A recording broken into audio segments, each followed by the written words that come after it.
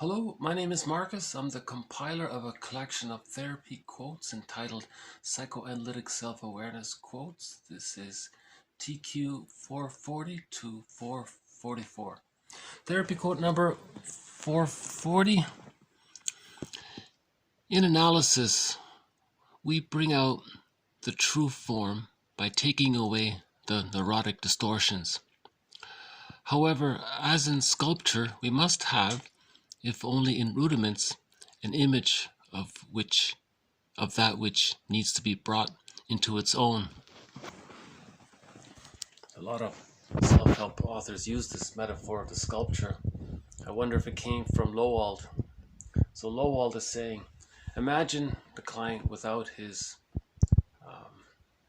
developmental trauma, or without being caught in some kind of repetition compulsion, gone awry, or any kind of neurotic distortions, or false beliefs from childhood that were useful then to help survive childhood but are no longer appropriate now. So the therapist imagines, what would that person be like if he didn't have these neurotic distortions? And then the work together will help ease away. Like the actual sculptor has a vision of what he's going to sculpt, and then he chips away the excess marble. So similar sort of idea. And what supports this is 441. Recent studies of, quote, lifespan psychology have generated data confirming and adding to the proposition that development continues actively throughout life and that structural change does not stop with adolescence. So his main idea is that adult development is based on building psychic structure or adding to psychic structure. So the arrested development means that the splitting defense mechanism is still there. So in adult development, we heal the splits, face the deep ambivalence to reach what's called 442.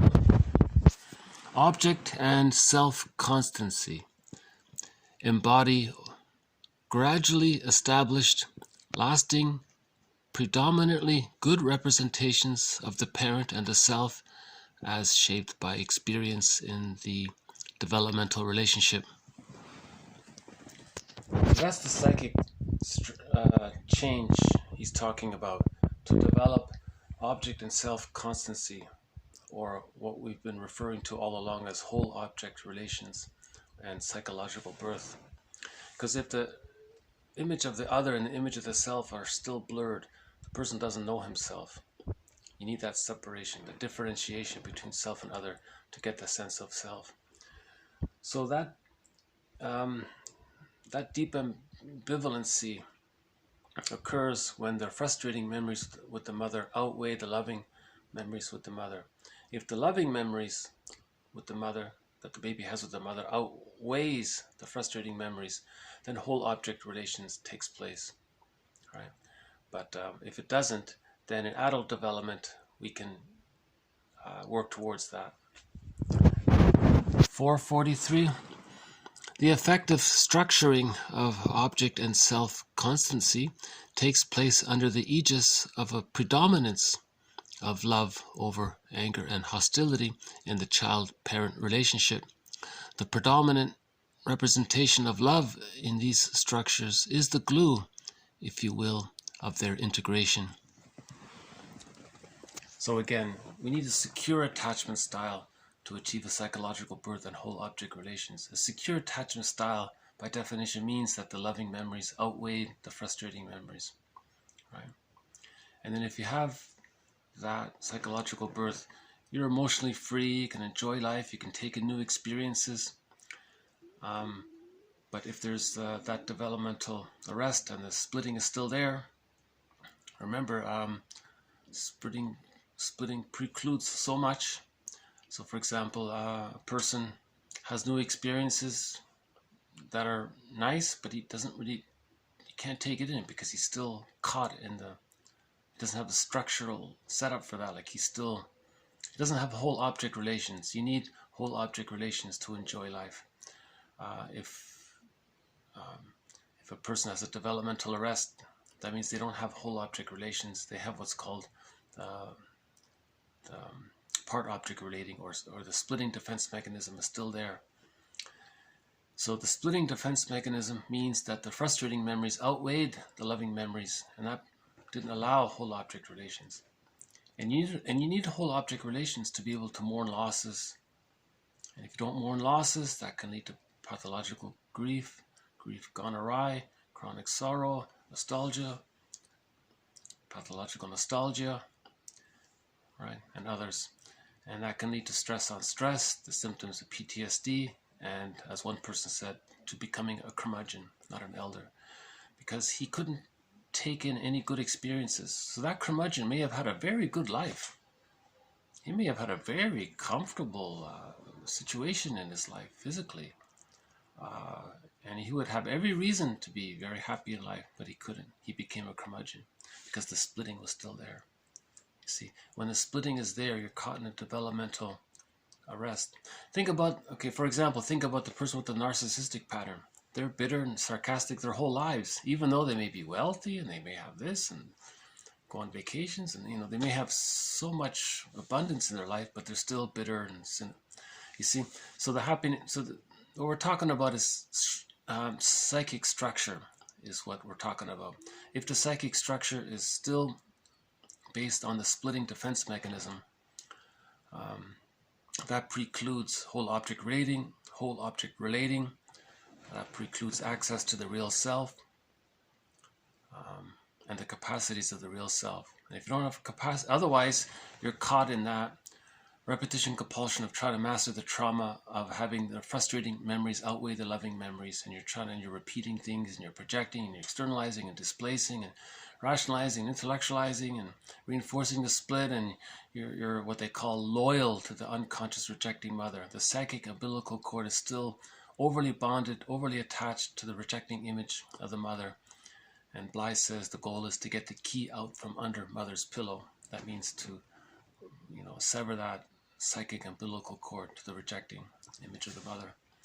So that would lead to psychic. So the psychic change he's talking about, the structural psychic change he's talking about, is object constancy, seeing the person as a whole person, and self-constancy. And this only takes place if the loving memories are outweigh the frustrating memories, right? Because if the negative memories, if the frustrating memories outweigh the loving memories, then the person is too bonded to the rejecting image of the mother. That's developmental trauma, and when there's trauma, that is the repetition compulsion in order to master the trauma. So the person's caught in that kind of curse, right? That's not to blame the parents. The parents may have had their curse. The parents may have been, they may have had developmental trauma. It's not blaming the parents. It's just understanding the idea of psychic structure. So splitting is a form of psychic structure, but it's immature. See, by the age of 3, splits are meant to come together to form a whole representation of the self and the other. That's whole object relations. Right? That leads to mutuality and the ability to be close. You don't have these exaggerated fears of the baby. You don't have those baby fears still unconsciously motivating a person underneath the person, so to speak. So, to help heal the splits and create new psychic change, structural change in the psyche, 444. Love and respect for the individual and for individual development by the therapist. Engaging the relationship with the therapist evokes the transference fears and wishes about entering a relationship. Okay, so right off the bat, the therapist understands that anytime anybody engages in a relationship, that person's wishes for a relationship are going to come out, and their fears are going to come out at the same time. It's just understanding that, right? So what's coming out? He's saying that it's a repetition of the relationship between the baby and the mother. The pathology that began to to form in the context of external interpersonal conflict in the parent-child relationship and became elaborated and represented internally as intrapsychic conflict is re-externalized and reenacted in the transference where the original pathogenic experiences can be understood and interpreted. So we're talking about transference love.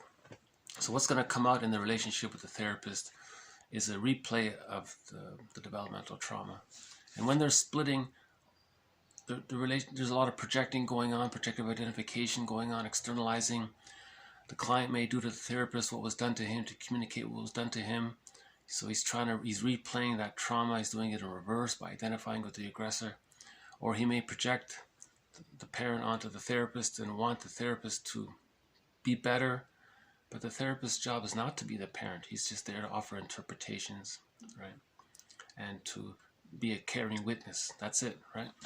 So that first part there, love and respect for the individual. He's a caring witness.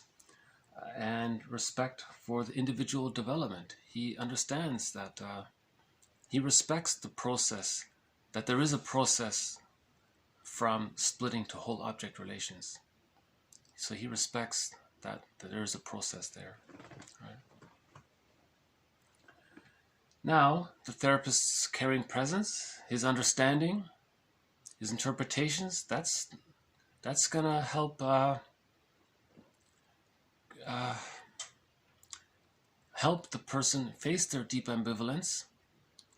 Once they do that and mourn, then the splits can come together and structural change occurs, as was said in 441. Okay, I'll just do a quick zip through here.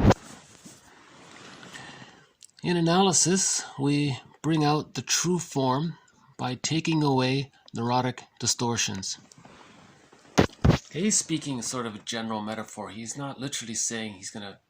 It's not like an actual sculptor who's going to chip away the the excess marble. So it's just... he's saying he imagines that the work together, it's as if the neurotic distortions are going to be chipped away, like a sculpture chips away the excess marble. But it's not a one-to-one correlation there, just a metaphor. However, as in sculpture, we must have, if only rudiments, an image of that which needs to be brought into its own.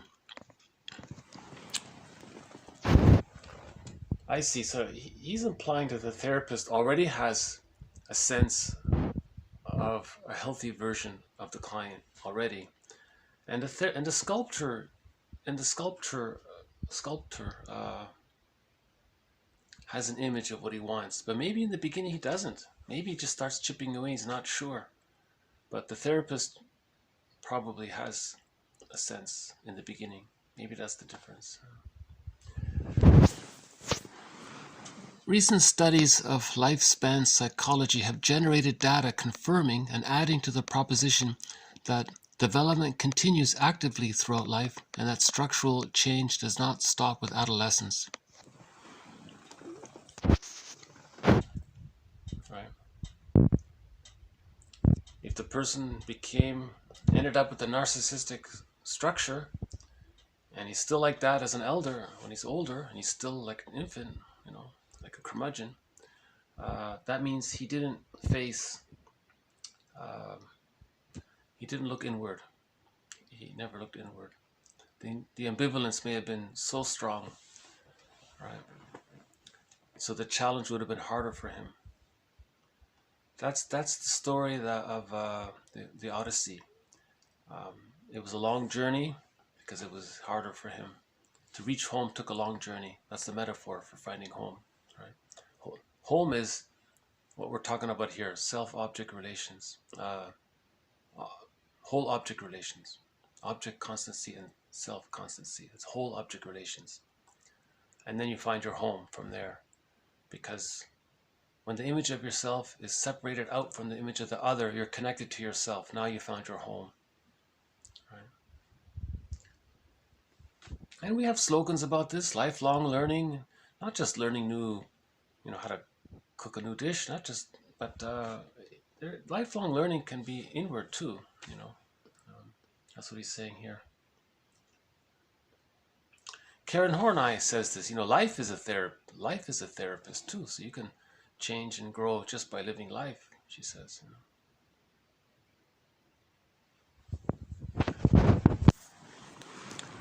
A little bit of jargon here. Object and self-constancy embody gradually established, lasting, predominantly good representations of the parent and self. So in order to achieve the psychological birth, the image of the other and the image of the self are predominantly good. Then you can have the separation. If they're predominantly bad, that doesn't take place. You're caught in the splitting defense mechanism. Right? And then 43 was an elaboration of that. His idea is that when the love outweighs the frustration, the person can enjoy life continuously, sort of a flow there of positive experiences. But if he's stuck with the developmental trauma of hate being more than the love, then even later on, if he gets new positive experiences, he's projecting his developmental trauma and he doesn't see it. Nothing's ever good enough for the narcissist, right? That kind of thing. They're never satisfied, put it that way. That reflects the splitting defense mechanism, the developmental trauma. And see, that's why lifespan psychology exists, because healing exists. We can heal the splits, right? And then the last one was about the recognition that the parent and child have a relationship externally. The child internalizes it, and then later on in a new relationship, it becomes re-externalized and reenacted. That's the transference relationship of the past, which the therapist can interpret and understand, right? And his understanding and patience and can help bring the splits together. Right? Yeah. So sort of very broad general summary of the journey, I think. Therapist has a vision, okay? Adult development does take place. The goal is structural change to heal the splits, to reach whole object relationships. That's the structural change.